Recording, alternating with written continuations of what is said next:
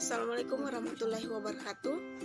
Perkenalkan, nama saya Nur Hadidah Rahmi dari Prodi Tadris Matematika Fakultas Tarbiyah IAIN Parepare dengan NIM 20200208884202004. Pada video ini saya akan menjelaskan tentang pembelajaran cooperative learning.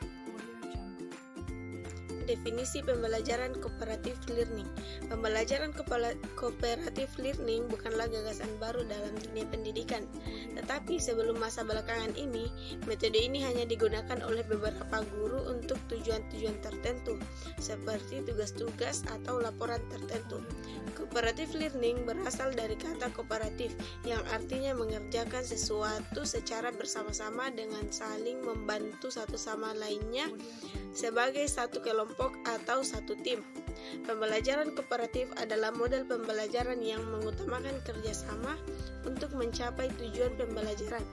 Pembelajaran kooperatif merupakan bentuk pembelajaran dengan cara siswa belajar dan bekerja dalam kelompok-kelompok kecil secara kolaboratif yang anggotanya terdiri dari 4 sampai dengan 6 orang dengan struktur kelompok yang bersifat heterogen.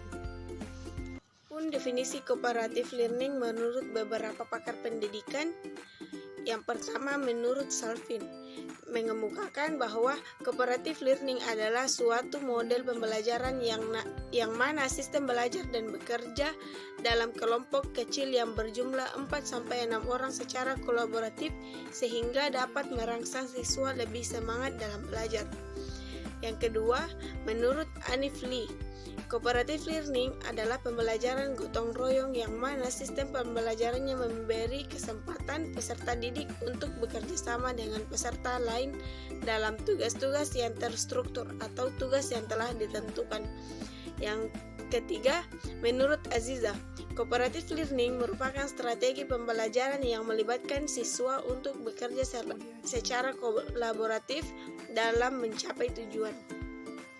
Prinsip pembelajaran cooperative learning. Yang pertama, prinsip ketergantungan positif. Untuk terciptanya kelompok kerja yang efektif, setiap anggota kelompok masing-masing perlu membagi tugas sesuai dengan tujuan kelompoknya. Inilah hakikat ketergantungan positif.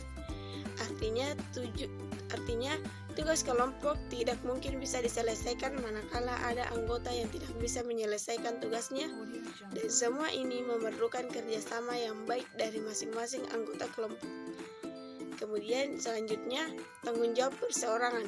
Prinsip ini merupakan konsekuensi dari prinsip yang pertama.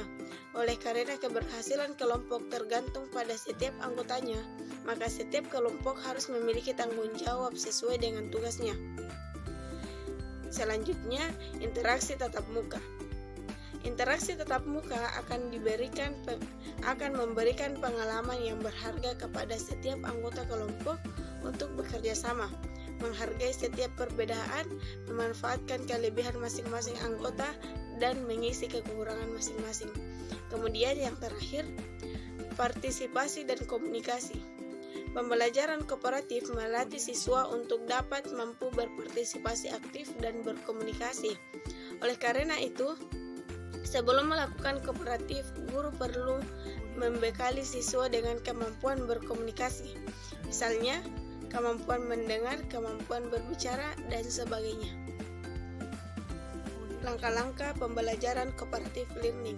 Ada beberapa fase yang harus dilalui, yaitu fase pertama, menyampaikan tujuan dan memotivasi siswa, di mana guru menyampaikan semua tujuan pembelajaran yang ingin dicapai pada pembelajaran tersebut dan memotivasi siswa belajar.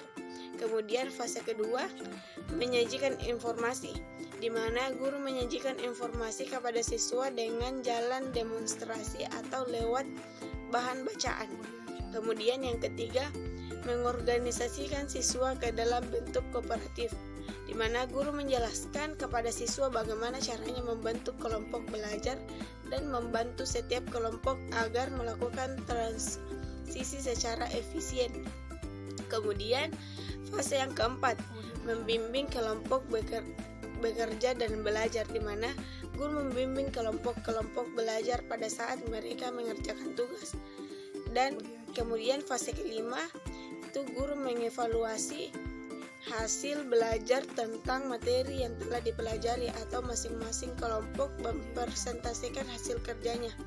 Yang kemudian fase terakhir yaitu memberikan penghargaan, di mana guru mencari cara untuk menghargai baik upaya maupun hasil belajar individu dan kelompok. Pun model-model pembelajaran cooperative learning yaitu yang pertama Student Team Achievement Division atau STAD. Tipe ini dikembangkan Slavin dan merupakan salah satu tipe kooperatif yang menekankan pada adanya aktivitas dan interaksi di antara siswa untuk saling memotivasi dan saling membantu dalam menguasai materi pembelajaran guna mencapai prestasi yang maksimal. Yang kedua, Jigsaw. Pembelajaran kooperatif Jigsaw merupakan salah satu tipe pembelajaran kooperatif yang mendorong siswa aktif dan saling membantu dalam menguasai materi pembelajaran untuk mencapai prestasi yang maksimal. Yang ketiga, Group Investigation. Dalam investigasi, kelompok siswa terlibat dalam perencanaan baik topik yang dipelajari maupun bagaimana jalannya penyelidikan mereka. Yang keempat, Routing Trio Exchange. Berikan kepada setiap kelompok baru pertanyaan-pertanyaan untuk didiskusikan. Tambahkanlah sedikit tingkat kesulitan, rotasikan kembali siswa sesuai setiap pertanyaan yang telah disiapkan. Dan yang terakhir, grup resume. Biarkan kelompok tersebut membuat kesimpulan yang di dalamnya terdapat data latar belakang pendidikan, pengetahuan akan isi kelas, pengetahuan kerja, kedudukan yang dipegang sekarang, keterampilan, hobi, bakat, dan lain-lainnya. Kemudian setiap kelompok diminta untuk mempresentasikan kesimpulan kelompok mereka. Keunggulan dan kelemahan pembelajaran cooperative learning. Keunggulannya diantaranya yang pertama, melalui cooperative learning, materi yang dipelajari peserta didik tidak lagi tergantung sepenuhnya pada guru, tetapi dapat menambah kepercayaan, kemampuan berpikir sendiri atau mandiri, menggali informasi dari berbagai sumber atau rasa ingin tahu, dan belajar dari peserta didik lainnya. Kemudian yang kedua, melalui cooperative learning, ide atau gagasan peserta didik dapat dikembangkan dengan kata-kata secara verbal dan membandingkannya dengan ide orang lain. Yang ketiga, melalui cooperative learning dapat membantu peserta didik untuk respek pada orang lain dan menyadari akan segala keterbatasannya, serta menerima segala perbedaan atau toleransi baik dari satu kelompok maupun kelompok lainnya. Keempat, melalui cooperative learning dapat membantu setiap peserta didik untuk lebih bertanggung jawab dalam belajar mandiri maupun kelompok. Yang kelima, melalui cooperative learning, suatu strategi yang cukup ampuh untuk meningkatkan prestasi akademik sekaligus kemampuan sosial, termasuk mengembangkan rasa harga diri. Hubungan interpersonal yang positif dengan peserta didik yang lain, mengembangkan keterampilan memanage waktu dan sikap positif terhadap sekolah. Yang keenam, cooperative learning dapat mengembangkan kemampuan peserta didik untuk menguji ide dan pemahamannya sendiri dengan cara menerima umpan balik.